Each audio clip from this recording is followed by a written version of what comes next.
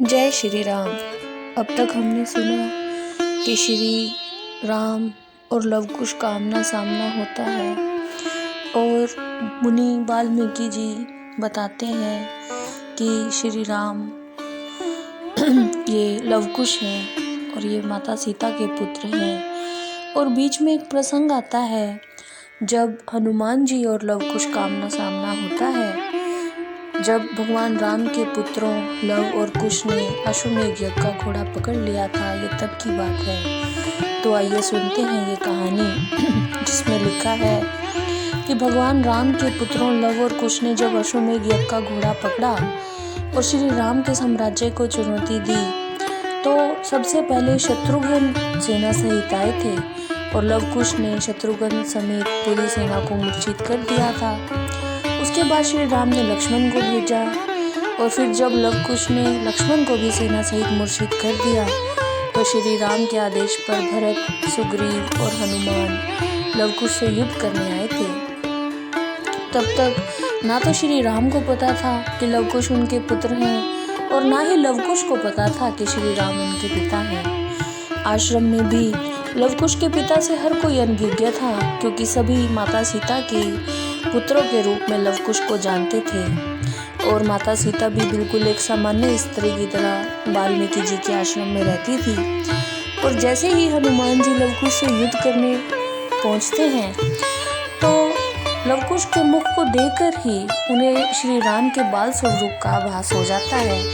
और यह देखकर हनुमान जी के मन में शंका उत्पन्न होती है और वो आंखें बंद करके प्रभु से प्रार्थना करते हैं कि यदि उन्होंने सच्चे मन से श्री राम की भक्ति की है तो इन दोनों बालकों के माता पिता की छवि उन्हें दिख जाए। और जैसे ही ये कहते हैं तो हनुमान जी के सामने श्री राम और माता सीता की छवि प्रकट हो जाती है। और फिर हनुमान जी को पता चल जाता है कि लवकुश के माता पिता श्री राम और सीता हैं। और जैसे ही हनुमान जी को लवकुश के माता पिता का ज्ञान होता है तो वो अस्त्र नहीं उठाते और लवकुश से प्रार्थना करते हैं कि वो श्री राम को घोड़ा वापस दे दें। और दोनों भाई ये प्रस्ताव अस्वीकार कर लेते हैं। और जब हनुमान जी पर वो अपने अस्त्र से प्रहार करते हैं लवकुश, तो हनुमान जी हाथ जोड़े खड़े रहते हैं और उसके पश्चात लवकुश भरत और सुग्रीव को मूर्छित कर देते हैं।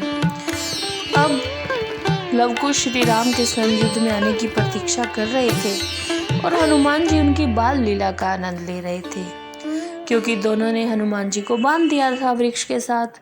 जब दोनों भाई भोजन कर रहे थे तब उन्हें हनुमान जी पर भी दया आ जाती है। वो हनुमान जी के हाथ खोल देते हैं और उन्हें भोजन देते हैं। और जब श्री राम उनसे युद्ध करने आते हैं तो महर्षि वाल्मीकि जी श्री राम को अवगत करवाते हैं कि ये उनके पुत्र हैं। अगर हम बात करें लवकुश की, तो लवकुश को अपनी माता का नाम सीता पता ही नहीं था।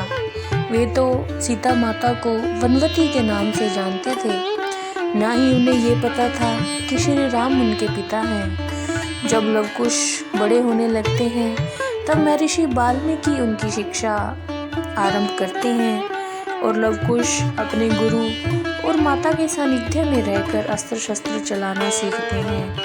महर्षि वाल्मीकि जैसे गुरु के सानिध्य को पाकर लवकुश छोटी सी उम्र में ही अस्त्र शस्त्र विद्या में, संगीत में निपुण हो जाते हैं। और महर्षि वाल्मीकि जी समय आने पर उन्हें कई दिव्य अस्त्र भी प्रदान करते हैं। जब लवकुश को पूरी रामायण कंठस्थ हो जाती है तो महर्षि वाल्मीकि ही उन्हें कहते हैं कि आप अब अयोध्या में जाओ और पूरी अयोध्या को बताओ कि उनकी माता गलत नहीं थी।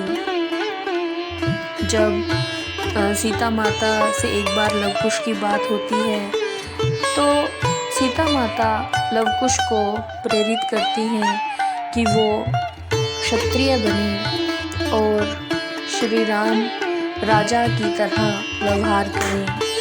महर्षि वाल्मीकि भी लवकुश को बताते हैं जब कि अब समय आ गया है कि अयोध्या में जाकर वो रामायण सुनाएं ताकि अयोध्या की प्रजा को भी अपनी गलती का एहसास हो। तो दोनों ही भाई लव कुश अयोध्या की गलियों में घूम घूम कर संगीत के माध्यम से रामायण कथा को सुनाते हैं। धीरे धीरे उनकी प्रसिद्धि इतनी बढ़ जाती है कि उन्हें श्री राम के दरबार में बुलाया जाता है।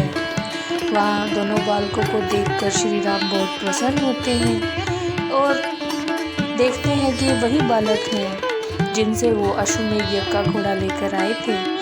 लेकिन लव कुश उन्हें कुछ नहीं बताते, क्योंकि वो तो अपने पिता की चरण वंदना करते हैं और रामायण कथा सुनाने का कहकर वहाँ से चले जाते हैं। अगले दिन राज दरबार जब प्रजा से भरा हुआ होता है, तब राज परिवार के सदस्य, गुरुजन, मंत्री, सैनिक, प्रजा सभी वहाँ उपस्थित होते हैं और लव कुश श्री राम के जन्म से लेकर राज्याभिषेक तक की सारी कहानी सुना देते हैं, जिससे सभी प्रजाजन बहुत खुश हो जाते हैं। फिर जब लव कुश सीता माता के वनवास में जाने की कथा बताते हैं और पूरा बताते हैं कि किस तरह से प्रजा ने माता सीता पर संदेह किया और श्री राम ने माता सीता का त्याग किया और फिर माता सीता ने वन में जाकर कितने कष्ट उठाए, ये सुनकर सब अचंभित रह जाते हैं, आश्चर्यचकित हो जाते हैं। श्री राम राज सिंहासन पर बैठे बैठे ही भावुक हो जाते हैं। किसी को समझ में नहीं आता कि इन बालकों को कैसे पता कि माता सीता के साथ क्या हुआ है। तब लव कुश पूरी सभा में स्वयं को श्री राम का पुत्र बताते हैं, जिसे सुनकर श्री राम सहित पूरी प्रजा आश्चर्यचकित हो जाती है और श्री राम कहते हैं लव कुश से कि अब माता सीता को स्वयं मानना चाहिए और कहना चाहिए कि दोनों उन्हीं के पुत्र हैं। और जब लव कुश महर्षि वाल्मीकि और माता सीता के साथ उपस्थित होते हैं राज दरबार में, तो माता सीता धरती के अंदर समा जाते हैं और फिर श्री राम लव कुश को खुशी खुशी पुत्र के रूप में स्वीकार करते हैं और फिर पिता के संरक्षण में लव कुश बड़े होते हैं और फिर श्री राम की आज्ञा से लव कुश अपना राज्य खुशी खुशी राजभोग करके आनंद को प्राप्त होते हैं। जय श्री राम।